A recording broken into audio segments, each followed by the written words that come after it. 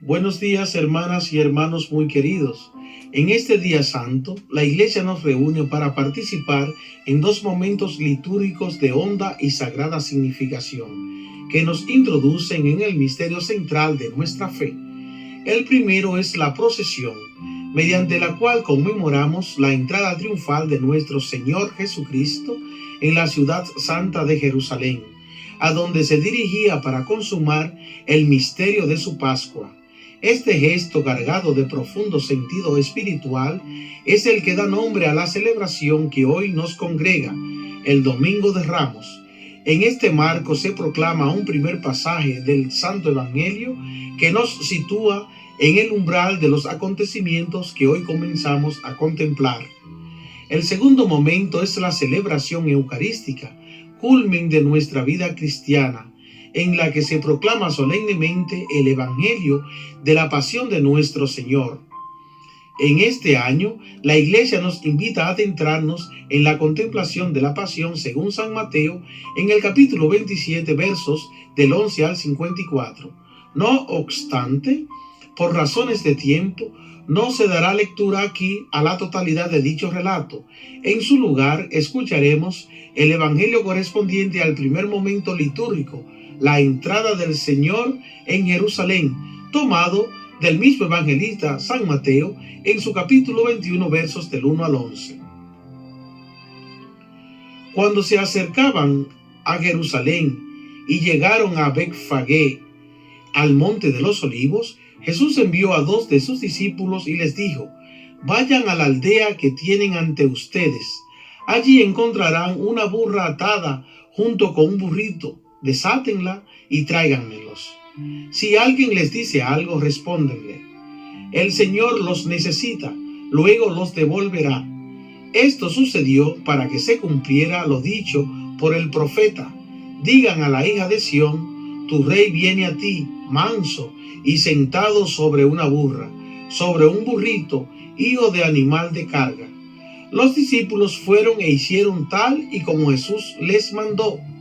Trajeron la burra y el burrito, pusieron sobre ellos sus mantos y él se sentó encima. La multitud, que era muy numerosa, tendía sus mantos en el camino, y otros cortaban ramas de los árboles y las tendían en el camino. Tanto los que iban delante como los que iban detrás lo aclamaban y decían: Hosanna al Hijo de David. Bendito el que viene en el nombre del Señor, hosanna en las alturas. Cuando Jesús entró en Jerusalén, todos en la ciudad se conmocionaron y decían: ¿quién es este? La multitud decía: este es Jesús, el profeta de Nazaret de Galilea. Palabra del Señor, gloria a ti, Señor Jesús. Hoy no es un día cualquiera. Hoy comenzamos el camino más importante del año. Entramos con ramos en la mano, como aquel pueblo que aclamaba a Jesús, pero sabemos que esa alegría es solo el inicio de un misterio mucho más profundo, porque el mismo Cristo que hoy es recibido con cantos, dentro de pocos días será rechazado, humillado y llevado a la cruz.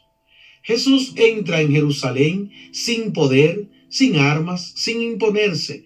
Entra con la fuerza desconcertante de la humildad. No viene a conquistar desde fuera, sino a salvar desde dentro, entregando su propia vida. Este Domingo de Ramos nos invita a algo más que recordar un hecho. Nos invita a caminar con Él, a pasar de la emoción superficial a la fe verdadera, a acompañarlo no solo en la gloria, sino también en la cruz. Comienza la Semana Santa y la pregunta es sencilla pero decisiva: ¿nos quedaremos como espectadores o caminaremos con Cristo hasta el final? Del Hosanna a la cruz, el camino del verdadero amor. Queridos hermanos y hermanas, hoy iniciamos la gran semana, es decir, la semana más importante del año para un cristiano. No es una más, no es un simple recuerdo piadoso ni una tradición bonita. Es el corazón mismo de nuestra fe. la pasión, la muerte y la resurrección del Señor. Aquí se decide todo. Aquí se nos revela quién es Dios y quiénes somos nosotros realmente. Hay alegría, hay cantos, hay entusiasmo, pero esa escena, si la miramos con profundidad, tiene algo desconcertante, porque Jesús sabe perfectamente a dónde va. No entra en Jerusalén engañado ni arrastrado por los acontecimientos. No se deja seducir por los hosanna. Él conoce el final, sabe que le esperan el juicio, la condena y la cruz, y aún así entra. Ahí comienza el misterio. Jesús no huye, no se esconde, no negocia. Entra libremente como quien ha tomado una decisión profunda, como quien sabe que su vida tiene sentido precisamente en la entrega. La primera lectura nos ha presentado la figura del siervo de Yahvé, ese personaje misterioso del profeta Isaías que dice: ofrecí la espalda a los que me golpeaban. Es una imagen sobrecogedora. No responde a la violencia con violencia. No se impone, no se defiende, confía. Y los primeros cristianos, al contemplar la vida de Jesús, entendieron que ese siervo era Él, que en su pasión no había fracaso, sino cumplimiento, que en su aparente debilidad se escondía la fuerza de Dios. Porque este mundo, hermanos, funciona de otra manera. Este mundo cree en la fuerza, en el poder, en el éxito y en la imposición. Pero Dios no entra en esa lógica. Dios actúa desde la mansedumbre, desde la entrega, desde el amor que no se impone, pero que lo transforma todo desde dentro. Y esto nos lo recuerda con una fuerza impresionante San Pablo en ese himno de la carta a los Filipenses.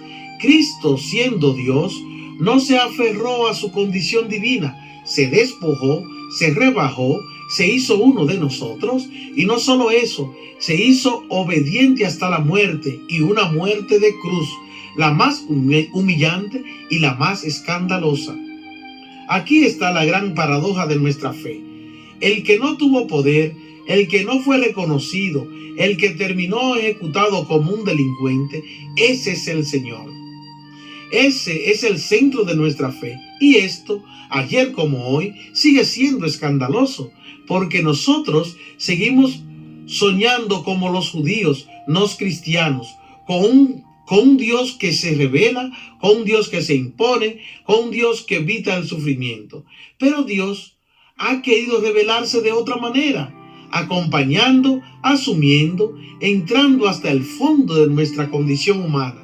Y por eso hoy escuchamos la Pasión según San Mateo, no para analizarla como un texto más, ni para quedarnos en los detalles históricos. La escuchamos para entrar en ella, para situarnos dentro, para preguntarnos: ¿dónde estoy yo en esta historia? Porque ahí están todos los personajes y todos nos reflejan de alguna manera u otra. Empezamos. Está Judas, que vende a Jesús por unas monedas y nos recuerda cómo el dinero, el interés, la ambición pueden oscurecer el corazón humano hasta traicionar lo más sagrado. Está Pedro, que quiere defender a Jesús con la espada, pero termina negándolo. Qué fácil es tener buenas intenciones y sin embargo fallar cuando llega el momento decisivo. Está Pilato, que sabe que Jesús es inocente, pero se lava las manos. Qué actual es esa actitud: ver la verdad, pero no comprometerse; reconocer el bien, pero no arriesgarse. Está el pueblo, que pasa del hosanna al crucifícalo. Qué frágil es el entusiasmo cuando no está enraizado en una fe profunda. Y en medio de todos está Jesús, sereno, libre, consciente, no como una víctima pasiva, sino como alguien que asume su camino. En Getsemaní lo vemos con toda su humanidad. Padre, si es posible. Jesús no busca el sufrimiento como nosotros lo rehuyen, pero añade: que no se haga mi voluntad sino la tuya.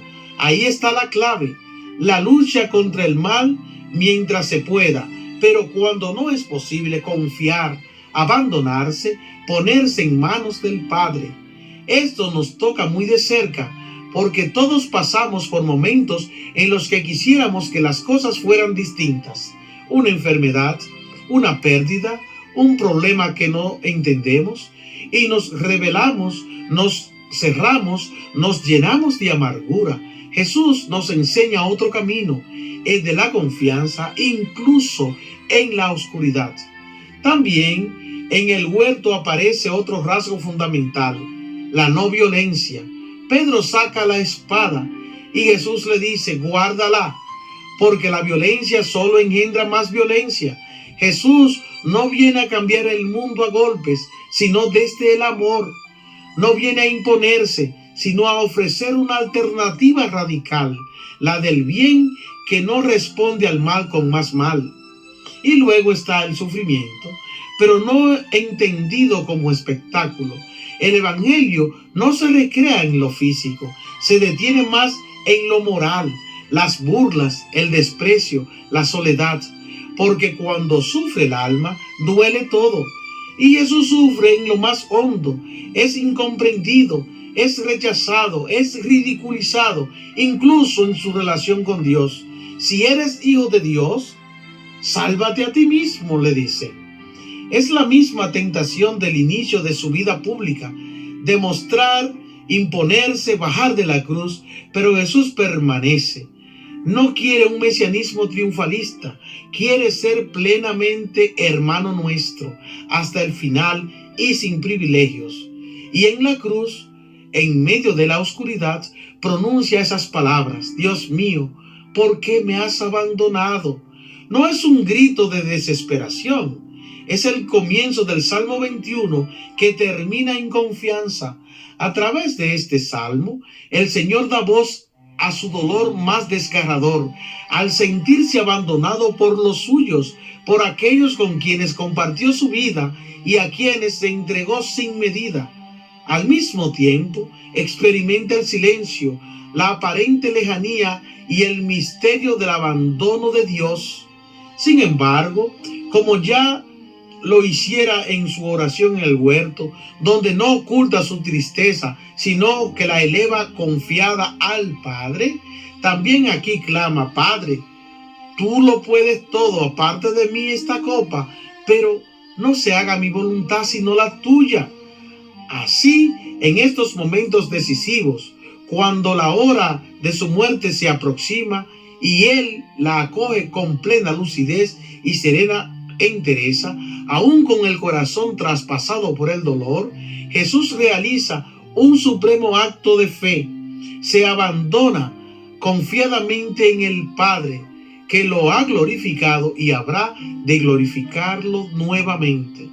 Y aunque el relato que hemos escuchado escoge únicamente el primer versículo del Salmo, si dirigimos nuestra mirada a los versículos del 23 al 33, que Jesús conocía profundamente, descubriremos cómo aquel clamor inicial se transforma. El sentimiento de abandono da paso al reconocimiento de la presencia viva de Dios, que sostiene, acompaña y actúa en medio del sufrimiento. Y finalmente ese grito con el que muere no es una derrota, es un grito que abre la vida, como el de una madre que da luz. Por eso el centurión, al verlo reconoce, verdaderamente este era Hijo de Dios. Hermanos, la pasión no es un relato triste para conmovernos un momento.